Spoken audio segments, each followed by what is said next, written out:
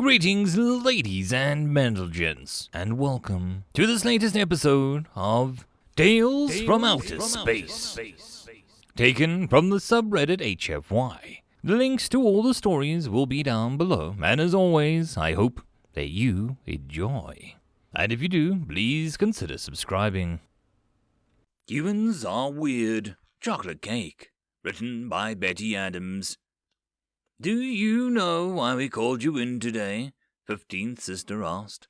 The human shifted uneasily in his chair and glanced anywhere but at her gleaming, faceted eyes. 15th Sister made a quick mental check of her expression. She hoped that she wasn't displaying human aggression signals. Her mandibles rested in a closed but not tight position. Her antennae were parked in interest, and her head was slightly tilted to the side to give her the best focus on the human. "I really don't," the human finally said.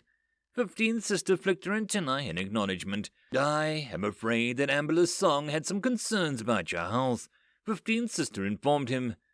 "Okay." The human tightened the fleshy covering over his disconcerted single-point eyes. That means he was focusing his attention on her, waiting for further information, she remembered. "Yes," 15th Sister went on, "he was concerned that you have not reported in taking enough nutrients to maintain your health."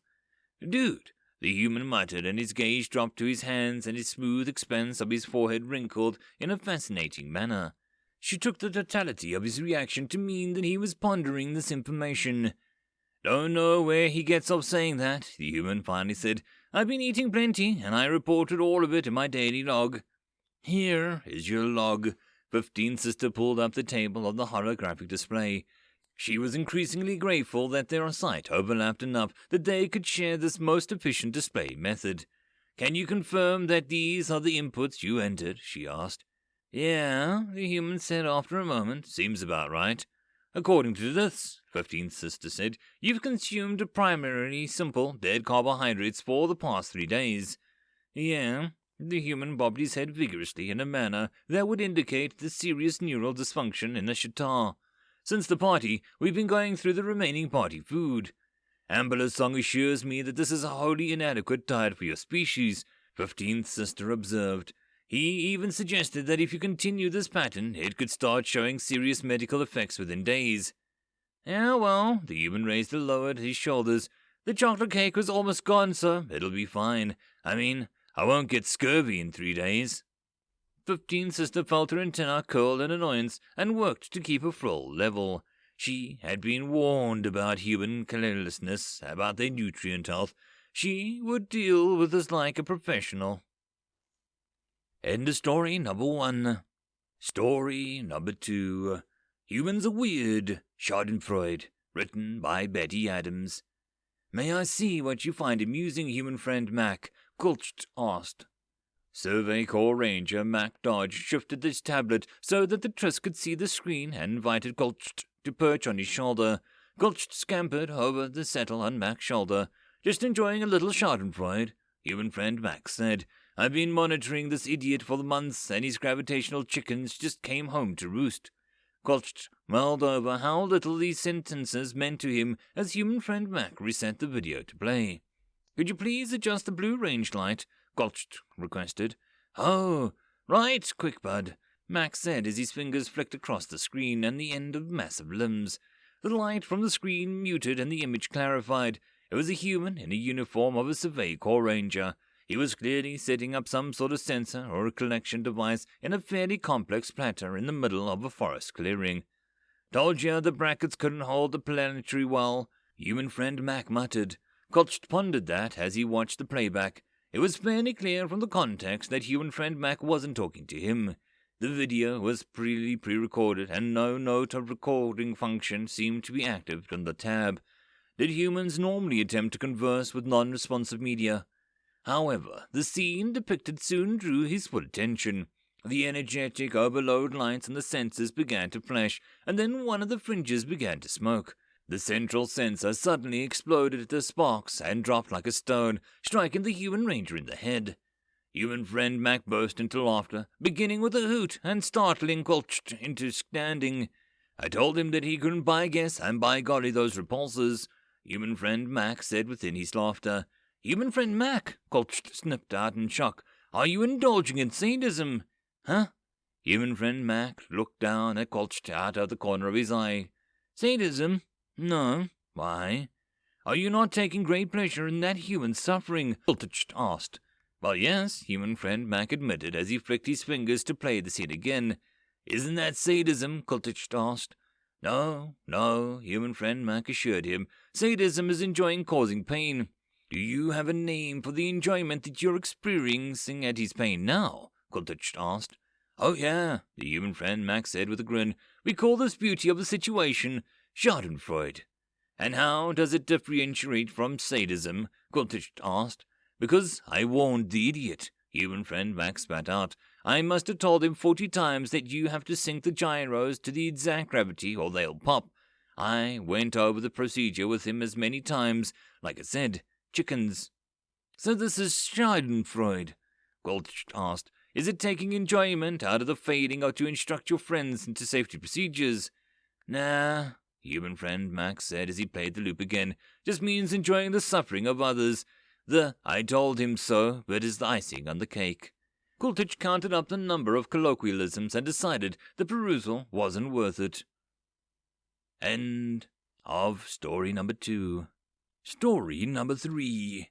Humans Are Weird. All Naked. Written by Betty Adams. Are you feeling well this morning, human friend Steve? Crisquilt asked when Steve had settled onto the bench. Steve gave a tired grunt as he leaned over the table and rested his elbows on either side of his breakfast tray. Crisquilt decided to ignore the clearly impolite gesture, as no matter what the sound had meant, human friend Steve was clearly not particularly chipper this morning. May we continue our conversation from last night? Crisquilt asked once Steve had consumed the amount of coffee that allowed for normal brain function. What conversation? Human friend Steve asked, opening an eye far enough for his pupil to peer out to Crisquilt. She tilted her head to the side and considered. There really had seemed to be multiple threads to the odd conversation last night. It would be hard to untangle them, but she supposed the main point would do to a start. The one about the naked Trisk, she explained. Human friend Steve stared at her through one open eye for several seconds, then blinked both eyes slowly. He forced himself up into a position of maximal gravitational efficiency and took a deep breath before rubbing his face with his free hand. What now? May we continue our conversation from last night about the naked Trisk? She repeated it slowly, making sure to enunciate each word clearly. Darlin', human friend Steve said slowly, I have never once discussed the clothing or lack thereof you spider types wear, and we didn't discuss anything last night. Crisquilt tilted her head to the other side and considered how best to argue the point, given that he seemed in a serious earnest that she could only assume that he was testing her on a human protocol. Pix, or it didn't happen, she said in a cheerful tone. I understand. He blinked rapidly in a show of confusion as he activated the holoprojector on a tablet and played what she had recorded. Pardon me, hollow her and hollow him. I did not understand that statement. Hollow human friend Steve sat bolt upright in his bed, staring fixedly at the wall with a large grin on his face. Naked, he said, then giggled. Naked? Hollow Crisquilt repeated in confusion. They're all naked, human friend Steve clarified, lifting his finger to point at the wall.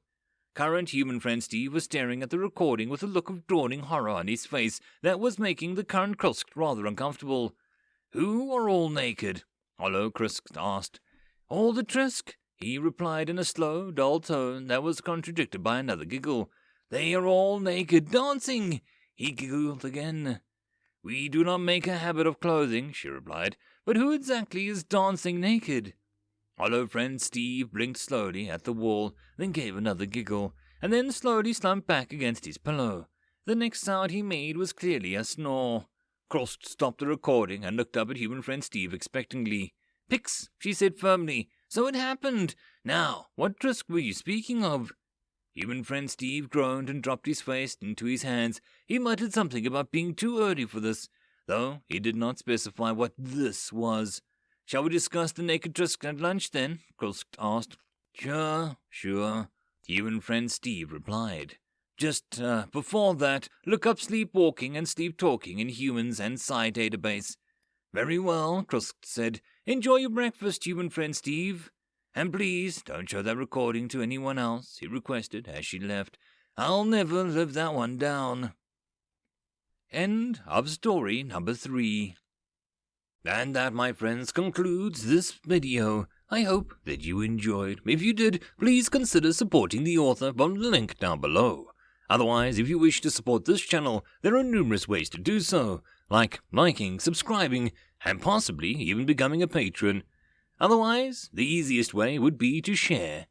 And until the next video, I hope that you all have a good one, and I'll see you then. Cheers.